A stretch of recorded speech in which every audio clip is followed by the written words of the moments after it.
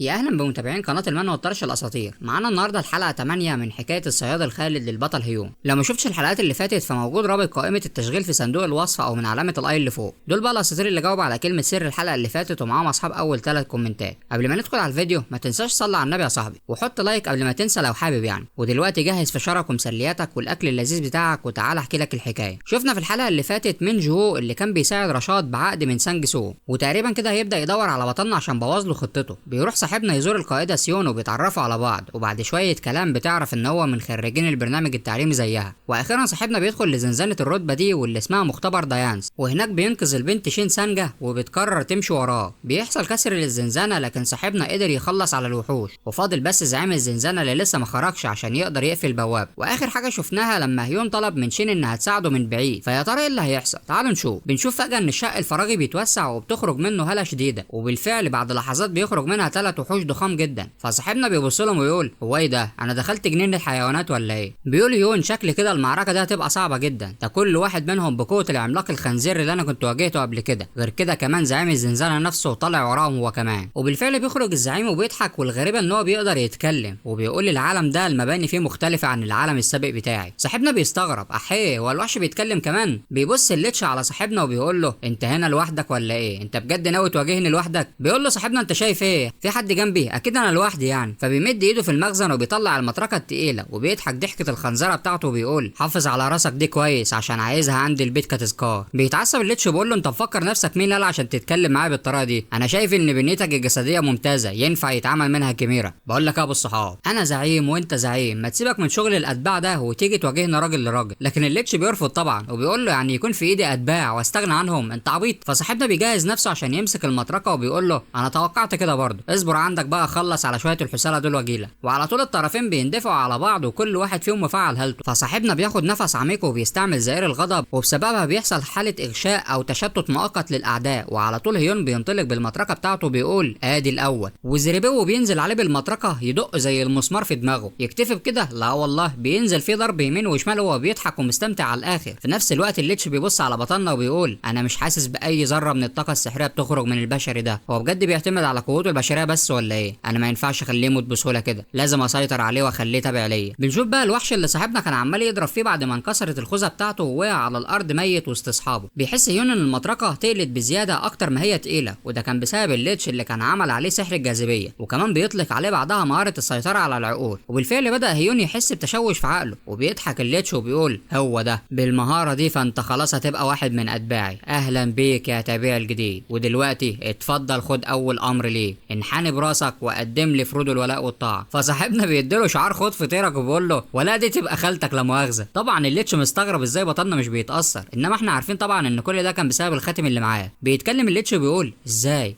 الواد ده قدر يصد هجوم العقلي؟ انا كنت ناوي اسيطر عليك وانت عايش، بس طالما مش نافع معاك فهحولك جثه واسيطر عليك برضه. وعلى طول بيؤمر اتباعه بالهجوم. فصاحبنا بيتفاجئ من السرعه وفورا بيفعل عليه مهاره تصلب الجلد. واخيرا بنشوف صاحبنا بياخد اول زريبو في وشه. من زمان يا جدع ما شفناهوش بينضرب. من شده الضربه صاحبنا بيطير وبيخبط في المحل اللي وراه ويدمره، لكن فجاه بيجي سهم فاخر من الاخر يرشق في ودن وحش النمر. بيتفاجئ الليتش وبيبص يمين وشمال عشان يشوف مين اللي ضرب. مين اللي عمل كده؟ هو كان في حد لسه معاه من الحلفاء في المنطقه ولا ايه؟ بس ده كله مش مهم، الكاميرا بتاعي مش وحش ضعيف عشان يموت من ضربه زي دي. اما بقى هيون فبيطلع بيضحك وبيقول ضربه ممتازه يا انسه شين. الليتش بيبص عليه وبيقول له ازاي وانت لسه مش عايز تموت ليه يا ابن الصرمه؟ صاحبنا بقى بيقوم يعدل نفسه وبيقول بينا على المواجهه التانيه يا معلم. وفورا بيندفع على النمر وبيقول لي شين تسلم ايدك، مكان السهم انت حطيتيه في حته ممتازه، وكل اللي انا محتاج اعمله هو ان انا ازقه زقه بس. وزريبو بيضرب على مكان السهم اللي بيرشق في دماغ النمر وبينزل على الارض ميت بعد ما وصل لراسه من جوه. فجاه بيلاحظ يون حاجه جايه عليه بسرعه وللاسف بترشق فيه وبتخرج من ظهره، فبيرمي المطرقه من ايده وبيمسك ديل السحليه وبيرفعه ويديله واحده بوم سلام. مفكروا انه كده انتهى؟ لا والله، بيخرج السيف بتاعه من المخزن وبيندفع على السحليه وبيقول له خدت حاجه من الدنيا؟ ما خدتش؟ طب خد. وعلى طول بيرشقها له في بقه ويخلص عليه، وبيبص وراه بكل انشكاح وهو بيضحك ضحكته المجنونه وبيقول لليتش ما عادش غيرك انا وانت بس يا ابن القرعه.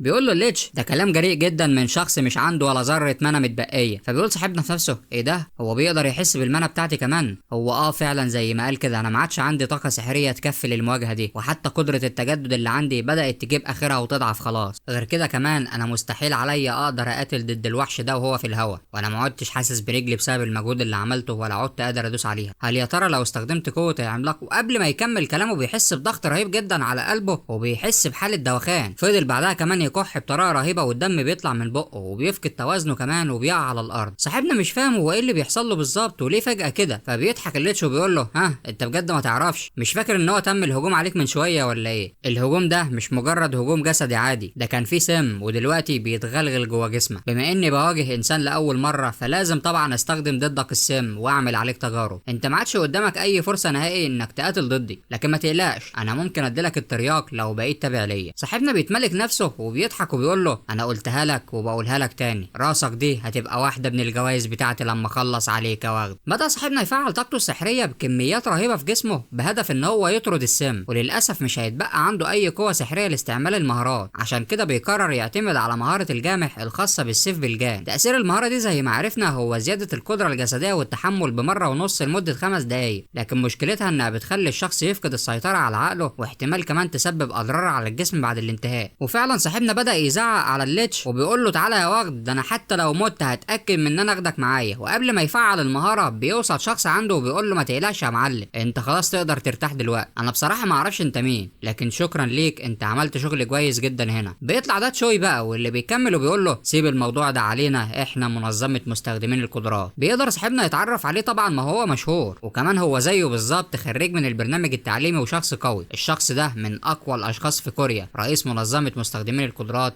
تشوي دونجو. بيقول تشوي لصاحبنا يرتاح هو دلوقتي لان باين عليه الارهاق وكمان اصابته حرجه. صاحبنا بيقول له انت بتقول لي مين يا عم بس كده، انت ما تعرفنيش ولا ايه؟ ده انا تنين. وقبل ما يكمل الكلمه بيقع على الارض وبيكح دم تاني. يا خراب الهبه طارت. بيقول يون في نفسه فعلا زي ما قال، شكل كده بلغت شويه. بينام على ظهره عشان يرتاح وبيقول الواد ده ظهر بطريقه دراميه زي بتوع الافلام. بيعدي الوقت وبنروح للمستشفى عند صاحبنا اللي بيفوق من النوم، واول ما بيقوم بيلاقي اخته بتقول له ايه ده انت قمت بالسلامه يا معلم؟ جرى يا بيت. هو اول ما اقوم من النوم او ارجع بالمهاره بتاعتي لازم اشوف وشك النحس ده اول حاجه كده. فبتتحسب عليه وبتقول له اما انت عيل يا صحيح، تصدق خساره فيك الفلوس اللي اندفعت لك مصاريف العلاج بتاع المستشفى؟ يا عم كنت تموت وتيجي بالمهاره بتاعتك احسن لك. فبيقول لها يون تسلم يا رجوله، مش عارف انت اختي ازاي والله ببقك اللي بيطلع سم ده، بصراحه انت اللي تستاهل يا اسطى. المهم صاحبنا بيسالها لو تعرف اي اخبار عن الزنزانه واللي حصل للكاسر، فبتقول له مش عارفه التفاصيل بالظبط لكن الحمد لله انتهت. يعني انت تعرف ان انا كنت متفاجئه جدا لما سمعت انك رحت المستشفى. مش المفاجاه انك رحت، لا المفاجاه ان رئيس جمعيه مستخدمين القدرات بنفسه اللي دايما بنشوف على التلفزيون ده هو اللي جه يزورك. بيقول صاحبنا في نفسه جمعيه مستخدمين القدرات صحيح، انا لسه معايا الكارت بتاعهم، خلينا ابقى اكلمه بعدين عشان ما بحبش اكون مدين لحد. بتقول يقول صاحبنا ما يضغطش على نفسه كتير، مش مهم لو كان عنده قدرات خاصه ولا البتنجان ده، مين عارف يمكن في يوم من الايام بجد تموت مره وللابد. صاحبنا بيهزر معاه كده وبيقول لها بس اطلعي انت بس منها بوشك النحس ده وانا هبقى كويس. وبعدين هو مين يعني اللي عايز يموت؟ انت مفكر ان انا بعمل كده عشان حابب الموضوع؟ لما بستعمل مهاره الاحياء مستواه بينقص وكمان احصائياتي. وفجاه بيبص جنبه وبيلاقي يو بتعيط من القلق عليه، فبيعدل كلامه وبيقول لها خلاص انا اسف ما تقلقيش انا هخلي بالي. بيروح بينا المشهد عند تشوي وبيعرف اسم صاحبنا وكمان بيعرف من التابع بتاعه انهم حاولوا يكلموه. بيقول له فعلا حصل، بس انت يا ريس ما تعرفوش ليه حاولت انك تتكلم معاه وكمان رحت تزوره في المستشفى. فبيضحك تشوي بيقول له عشان انا كنت شايف قدامي ولاده بطل جديد، ولو ما كنتش ظهرت في الوقت المناسب تفتكر كان لازم اظهر امتى؟ ده كان احسن وقت اتدخل فيه واساعده. بيفتكر المشهد لما بطلنا قال فيه ان هو حتى لو مات فهيتاكد ان هو هياخد الليتش معاه. فتشوي بيبتسم وبعدها بيبص للتابع وبيقول له عملتوا ايه صحيح؟ هل عرفتوا تحددوا مكان الليتش اللي هرب؟ نرجع تاني للمستشفى وبنشوف الدكتور بيقول لهيون نتائج الاختبارات الصحيه بتاعته جاهزه وبيعرفه ان هو يقدر يمشي. وبالفعل صاحبنا بياخد يو وبيقول لها مش قلت لك ان انا زي الفل؟ بتقول له يو انت يعني كنت دافع من جيبك حاجه؟ ما هو الرئيس تشوي هو اللي دفع لك كل الفلوس. بيقول لها يون على فكره يعني يوم الراحه اللي انا خدته ده بدون داعي في المستشفى كان زماني عليت فيه مستوايا. فجاه يون بيبص على واحد كان بيسال عليه عند الاستقبال، فبتقول له البنت الشخص ده تم تسريحه بالفعل من المستشفى ومش موجود في كشوفات المرضى. فبيتنهد الراجل ده وبيقول يا خساره انا كنت متاخر. لكن صاحبنا بينادي عليه وبيقول له انت مين يا شبح وعايز ايه؟ الواد بيبص لصاحبنا بقلق وبيقول له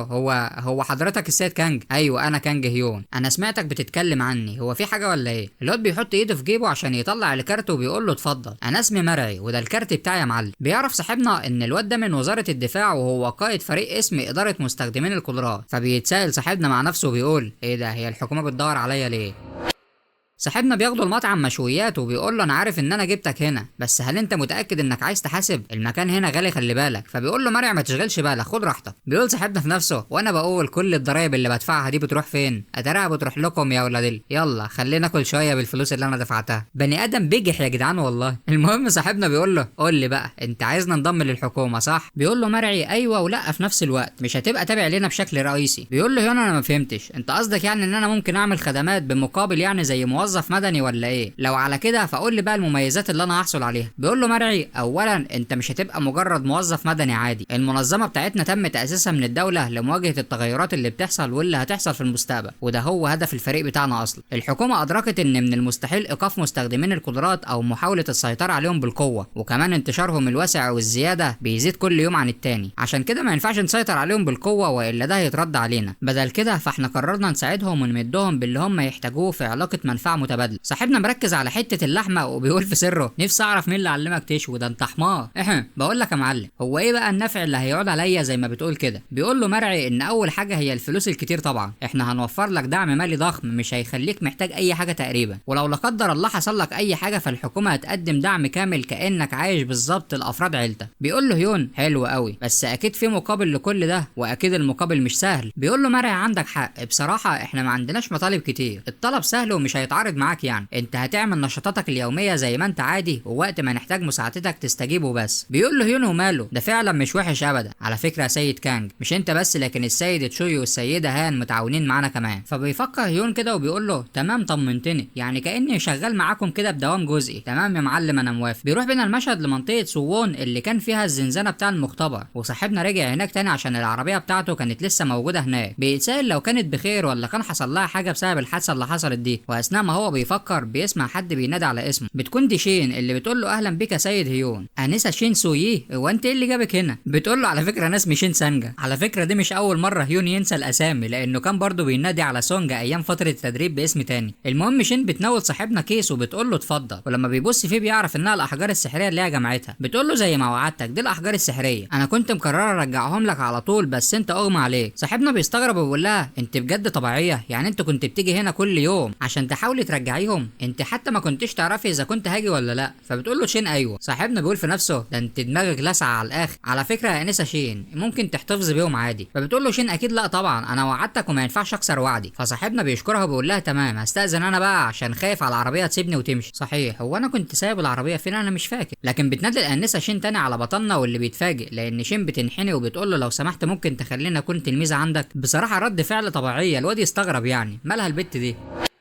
بيروح بينا المشهد عند زنزانه من الرتبه اف ظهرت جديد، وبيكون الليتش عندها متكوم وقاعد في جنب كده عشان كان بيهرب من البشر. فجاه بيظهر حد بيقول له اخيرا لقيتك، انت كنت موجود هنا بقى. بيطلع ده مينجو اللي بيقول له زعيم زنزانه من الرتبه دي زيك يحصل فيك كده؟ لا لا لا بجد زعلتني. بيتعصب الليتش وبيقول له انت مين وانت عايز ايه بالظبط مني؟ فبيقول له مينجو ما تقلقش انا مش جاي اذيك، وعلى فكره انا الشخص اللي حررك اصلا من الزنزانه وخرجك للعالم الخارجي. اوبا يعني طلع هو زعيم منظمه الرعب ولا ايه؟ بيحرر مينجو طاقته وبيقول له ايه رايك يا معلم تحب نساعد بعضنا؟ بيروح بينا المشهد للمطعم اياه لو فاكرين، وبتقدم شين نفسها للواد محسن وبتقول له على اسمها. قال لا لا لا ايه يا كبير ده انا كنت مفكرك هتخسر في الرهان بما ان ما عندكش صحاب. فبيشتمه هيون ويقول له اما انت عيل يا صحيح. وبعدين مين قال لك ان انا ما عنديش صحاب؟ على فكره انا كنت مشهور جدا في الثانوي وعندي صحاب كتير. لكن صاحبنا بعدها بيفكر مع نفسه ويقول هو انا بجد كان عندي صحاب؟ ما علينا مش مهم، المهم ان انا فزت في الرهان وضميت عضو جديد لينا. يلا يا معلم ادفع فلوس الاكل. بيقول له محسن وانت من امتى اصلا اخويا كنت انت اللي بتدفع؟ انا اللي بدفع على طول. على العموم يا عم ماشي انا بعترف بالخساره المره دي. لكنه بيبص لشين وبيقول على فكره الانضمام لينا مش سهل كده، انت لازم تجتاز الاختبارات كويس، هل تحب نروح لزنزانه الاول؟ شين زي العبيطه بتوافق وبتقول له اكيد طبعا نقدر نروح دلوقتي. اما صاحبنا فهو حافظ دماغ محسن لان كل اللي بيفكر فيه هو القتال وبس. وبالفعل وبعد شويه لما بيخلصوا اكل بيروحوا لزنزانه من الرتبه دي، واسم الزنزانه دي هي تلال الهربي. الهربي ده زي ما انت شايف كده وحش على هيئه طيور الطيور. وبنشوف الشباب هناك كانوا خلصوا على 3 منهم، وشين بتجهز السهم بتاعها وبتحط طاقتها، وزريبو بتديله واحده هيد شوت تتخلص عليه تماما، وبينزل على الارض جثه هامده. الله عليك يا بنتي. بيبتسم محسن وبيقول بصراحه عاش عليكي، ان يكون معانا مسبب ضرر بعيد المدى في الفريق بيفرق برضه، كده الواحد فعلا مش محتاج يقلق. ها ايه يا ده محسن، ايه رايك فيها؟ هل تنفع ولا لا؟ بقول له محسن تقصد ايه يا اخويا مش فاهم. بيقول له هيون انا كنت عارف من الاول انت جاي هنا عشان تصطاد مش عشان اختبارات والحوارات دي. بيقول له محسن تصدق نسيت، بس فعلا هي كويسه جدا. بتخرج شين بعدها الخنجر من معاها وبتقول لهم انها تبدا حالا بتجميع الاحجار السحريه. بيقول لها صاحبنا على فكره لو شايفه الموضوع رخم تقدري ما تعمليش كده، محدش هيقول لك حاجه يعني. لكن شين بتقول له لا ما تقلقش يا سيد هيون، انا فعلا حابه الموضوع ده، سيبها تعمل اللي هي عايزاه كبير. وعلى فكره الاحجار السحريه بتجيب فلوس برضه. وبعدين انت ناسي ولا ايه؟ مش قلت انك محتاج فلوس؟ بيقول هيون ما انا ممكن اصفي الزنزانه وناخد القلب وخلاص، وبعدين انت بتتكلم كانك يعني مش عايز فلوس. فبيقول له محسن انا فعلا مش عايز فلوس، انت نسيت ان انا غني ولا ايه؟ فبيشتمه هيون وبيقول له اما انت عيل بيض صحيح يلا. فجاه هيون بيقول للكل يخلي باله، وبيسال محسن لو ما كانش حس باللي حس بيه دلوقتي. الاتنين فجاه بيبصوا عند شين وعليهم نظرات الغضب، فبتترعب شين وبتسالهم لو كانت عملت حاجه غلط. وعلى طول وبدون اي كلام بيروح صاحبنا يسدد هجمه قويه جدا، لكنه ما كانش بيستهدف شين لكن عيل تاني، واللي بياخد البوكس ده بيقع على الارض ويفقد الوعي. صاحبنا ما كانش يعرف اصلا هو ايه ده، ولانه ضرب في المكان ده وخلاص لان حس فيه بطاقه سحريه. بيقول له محسن الواد ده عنده مهاره تخفي ممتازه، بس الممتازه اكتر بقى هو انت يا كبير. انا بصراحه احساس نيه القتل بيبقى عالي، وطالما الواد ده ما كانش مستعمل نيه القتل ولا بيظهرها فانا ما كنتش اقدر اخليه يخرج. بيقول له هيون ان هو يتسلل ويجي هنا واحنا موجودين، فكان اكيد بيخطط لحاجه. خلي بالك يا اخويا عشان التعدي على المستخدمين الاخرين في الزنزانه جريمه، لو الواد ده كان بريء فهيتم تغريمك جامد. بيقول له هيون انه يتسحب ورانا كده دي مش اخلاق صيادين محترمين ابدا، اما بقى لو كان بريء ولا لا فلما نصحيه هنعرف كده، عشان انا حاسس ان في حاجه غلط في الموضوع. بيرجع بينا المشهد عند مرعي واللي كان بيدي اوراق العقد لبطلنا وبيقول له يحافظ عليه. فصاحبنا بيقول له من عينيا حاضر، لو احتجتوا بقى اي حاجه كلمنا على طول. بيقول له مرعي بصراحه في حاجه كنت عايز احذرك منها واحنا لسه في الاول كده، انت اكيد سمعت عن منظمه رعب الزنزانه والحوادث اللي بتحصل بسببه. بيقول له هيون ايوه طبعا عارف. فبيقول له مرعي احنا مسكنا بطرف الخيط للمنظمه دي، وفي النهايه اكيد هنوصل للراس الكبيره. قريب جدا هيتم عمل هجوم كبير جدا باوامر من الحكومه على المنظمه دي، عشان كده احنا محتاجين مساعدتك يا سيد كانج.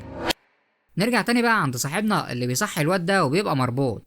صباح الفل يا معلم، الشمس طلعت، فوقت ولا لسه عشان نتكلم؟ الواد بيحاول يحرر نفسه لكنه مش قادر ومش فاهم هو فين بالظبط. انت مين يا عم انت، وانت مفكر نفسك مين عشان تعمل كده؟ فصاحبنا راح رشش عليه ميه تاني والواد بيبقى مقروف جدا. فبيقول له صاحبنا معلش بقى اصل احنا ما جبناش معانا ميه نضيفه، فخدنا لا مؤاخذه كده من ميه وحوش الهربي. يعني الواد بينصدم لما عرف المصدر. يخرب بيت قرفك يا عم. الواد فضل يشتم صاحبنا وبيقول له انت مجنون يا عم انت بتستخدم ميه صفرا من بتاع الوحوش على انسان. بيحاول يشيل الميه من على وشه باي طريقه وهو مقروف. اما صاحبنا بقى بيقول له انت لا انا عايز اسالك سؤال واحد. بيقرب منه كده بكل رعب وبينزل على ركبته وبيقول ولا انت من منظمه رعب الزنزانه مش كده؟ فالواد ده بيبتسم وبيقول له تقدر تقول كده، الاسم ده فعلا اللي الناس بيقولوا علينا، بس انتوا ما تعرفوش اي حاجه خالص، انتوا ما عندكمش اي فكره عن الهدف النبيل بتاعنا وليه بنعمل كده. صاحبنا بيقول له نبيل ده نبيل ده يبقى خالك يلا، لو فضلت تتكلم كلام ملوش لازمه هعمل من وش امك جزامه، انجز قول لي اللي تعرفه احسن لك. بيضحك الواد ده وبيقول له انت مفكرني هتكلم كده بسهوله؟ حاول تعذبني ولا حتى تهددني، اقول لك اللي تعرف تعمله اعمله. مفيش حد هيقدر يوقف خطتنا العظيمه. وبعد ما صاحبنا بيروق عليه على الاخر وبيعامله احسن معامله وبدون مد يد، الواد بيقول له خلاص يا معلم انا هتكلم. بيقول له صاحبنا استنى بس انا لسه ما خدتش كفايتي في الترويق، خلينا اكسر لك سنتين كمان ولا حاجه وساعتها هتقول كل حاجه بمزاجك. وهو كذلك ابو الصحاب مسكه نزل فيه ضرب تاني والواد عمال يصرخ تحت ايده. بيعدي الوقت وبنشوف مرعي واصل بره البوابه وبيقول لصاحبنا انت بجد عرفت تمسك بواحد منهم؟ فبيقول له هيون زي ما انت شايف كده.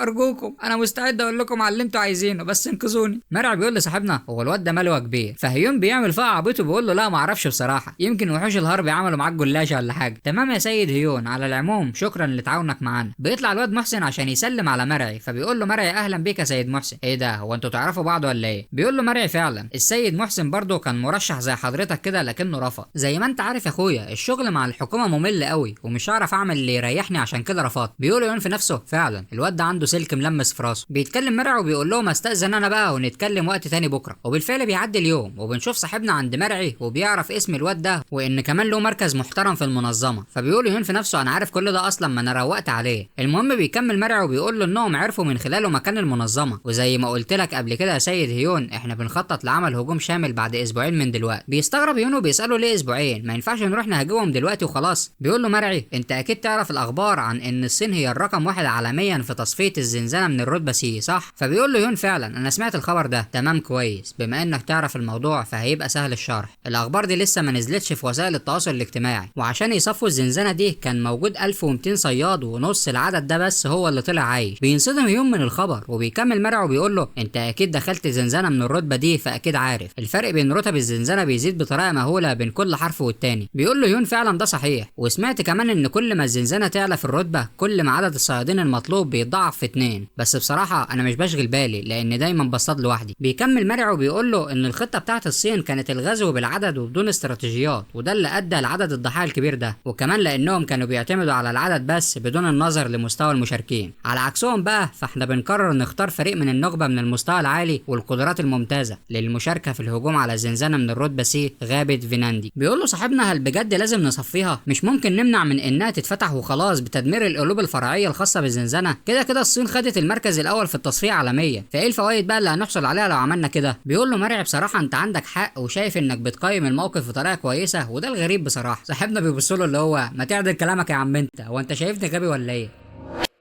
بيقول له مرعي بصراحه المشكله اننا ما كناش عارفين اصلا نستهدف القلوب الفرعيه، عشان كده البوابه فاضل لها حوالي 12 يوم وتنكسر بشكل تلقائي. الوحوش اللي داخل الزنزانه من الرتبه سي يعتبروا زعماء زنزانات الرتبه دي، وقادرين يجتاحوا مدينه بالكامل في اقل من يوم، وبصراحه كمان صعب على مستخدمين القدرات العاديه يتعاملوا معاهم. المشكله بقى ان البوابه دي قريبه من سيول واللي فيها ملايين من البشر. صاحبنا بينصدم وبيكمل مرعي وبيقول اكيد احنا بنحضر للهجوم ده وكمان لحالات الفشل، لكن فعلا لو حصل كسر للزنزانه فالخبراء بيقولوا ان الضرر هيكون بالغ جدا. بيفهم يون كده انهم مستعجلين في اغلاقها وما عندهمش وقت، وبما انك كلمتني في الموضوع ده يا معلم مرعي فانت اكيد محتاج مني ان انا اشارك مش كده؟ فعلا يا سيد هيون، بس بصراحه انت ما ينفعش تشارك لوحدك لان ده مخالف لسياسات المشاركه في الغزو، عشان كده انا بطلب منك تعمل نقابه خاصه بيه. انا عارف انك بتفضل دايما تصطاد لوحدك، لكن هل ممكن تفكر شويه في القرار ده وتساعد الدوله؟ احنا هنوفر عليك كل الامور الخاصه بالورق والامور القانونيه وما الى ذلك، ولو محتاج فكمان احنا ممكن نقدم لك الدعم اللي تحتاجه بالكامل عشان تنشئ النقابه. صاحبنا بياخد نفسه كده وبيقول في نفسه بصراحه انا اصلا كنت بخطط ان انا انشئ نقابه، لكن الموضوع اللي رموه على كتفي ده فاجئني بصراحه. شكل كده الحياه الحلوه اللي انا كنت عايشها قربت تنتهي.